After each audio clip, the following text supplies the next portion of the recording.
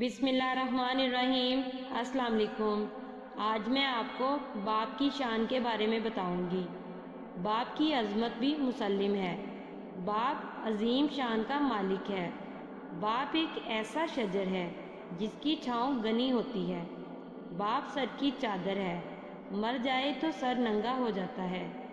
باپ اولاد کی خاطر دن رات محنت کرنے والی ہستی ہے۔ باپ اولاد کے غم میں عمر گزار دیتا ہے۔ باپ اولاد کی خاطر تپتی دھوپ، تیز آندھی اور برف باری برداشت کر لیتا ہے۔ باپ محبت کا پیکر ہے۔ باپ شفقت کا پہاڑ ہے۔ باپ اولاد کے لیے رحم دل اور فیاض ہوتا ہے۔ باپ واجب الاحترام اور لائق خدمت ہستی ہے۔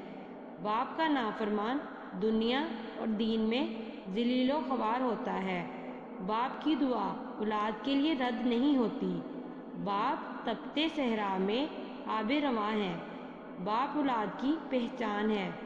جو اولاد باپ کی فرما بردار ہوتی ہے عمر دراز پاتی ہے۔ جزاک اللہ۔